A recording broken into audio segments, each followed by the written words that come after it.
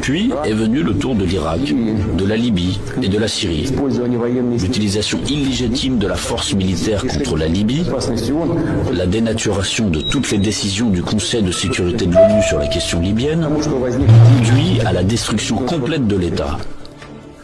Au fait qu'un énorme foyer de terrorisme international est apparu, au fait que le pays s'est trouvé plongé dans une catastrophe humanitaire dans l'abîme de la guerre civile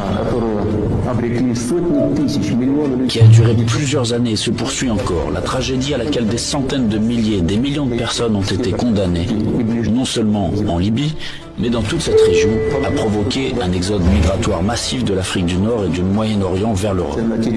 Un sort similaire a été réservé à la Syrie. Les opérations militaires de la coalition occidentale sur le territoire de ce pays, sans le consentement du gouvernement syrien et sans la sanction du Conseil de sécurité de l'ONU, ne sont rien d'autre qu'une agression, une intervention.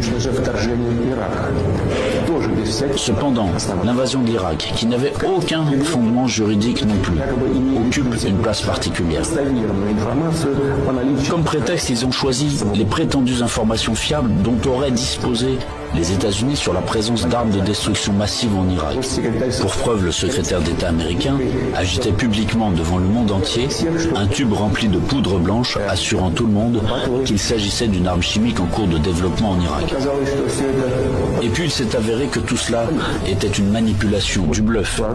Il n'y avait pas d'armes chimiques en Irak. C'est incroyable. Surprenant, mais le fait est là. Il y a eu des mensonges au plus haut niveau étatique et du haut de la tribune de l'ONU. Et en conséquence de cela, il y a eu des sacrifices énormes, des destructions, une progression incroyable de terrorisme.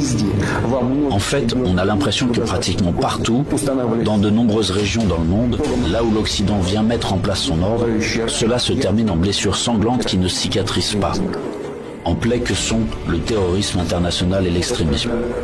Tout ce que j'ai évoqué en est l'exemple le plus flagrant, mais ce n'est en aucun cas le seul exemple du mépris du droit international. S'ajoutent à cela les promesses faites à notre pays de ne pas étendre l'OTAN d'un pouce vers l'Est. Je le répète, ils ont menti, ou en termes populaires, ils nous ont tout simplement arnaqués.